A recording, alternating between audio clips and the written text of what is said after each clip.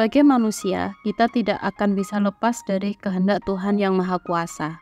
Jodoh, kematian, rezeki, itu semua sebagai takdir hidup manusia di dunia ini. Dalam hidup, tentu Tuhan memberikan pedoman sebagai petunjuk agar manusia tidak terjerumus ke dalam sesat dan menyesatkan. Terkadang, ujian hidup yang diberikan Tuhan kepada kita membuat manusia merasa ingin keluar dari jalan lurus dan jalan kebenaran. Tuhan tidak adil, Tuhan kejam. Mungkin itu istilah-istilah ketika manusia dihadapkan pada bencana, penyakit, iklim buruk, ditinggal pacar, atau diselingkuhi mungkin, yang seolah-olah merupakan bentuk ketidakadilan Tuhan. Padahal, ada kisah-kisah yang lebih berat dihadapi manusia ketika sebuah perintah yang diberikan menjadi ujian paling berat untuk dilaksanakan. Bagaimana dengan Bunda Maria yang pada saat remaja harus memikul beban berat dengan kehamilannya tanpa ada seorang laki-laki yang menyentuhnya? Mungkin jika itu terjadi di zaman sekarang, kehamilan Maria akan menjadi buah bibir di masyarakat. Bagaimana bisa seorang gadis perawan bisa hamil tanpa tersentuh? Secara logika, itu hal yang mustahil terjadi tanpa ada hubungan biologi secara lahir. Begitu pula dengan Aisyah. Ketika di masa kecilnya harus menerima perintah Allah kepada Nabi Muhammad untuk dijadikannya istri.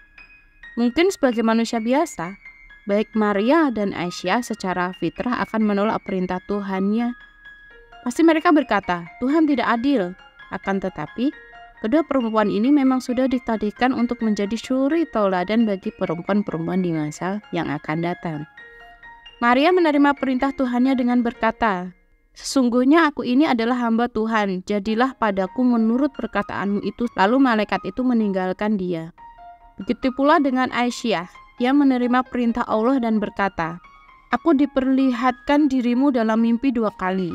Aku saksikan engkau tersimpan dalam sebuah wadah sutra. Lalu dikatakan kepadaku, ini adalah istrimu.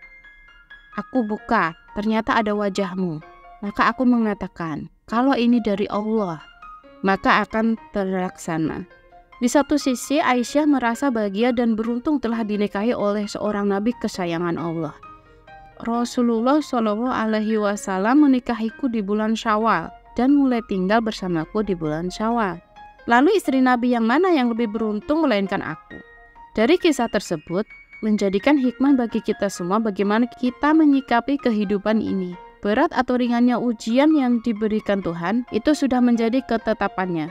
Allah tidak membebani seorang melainkan sesuai dengan kemampuannya.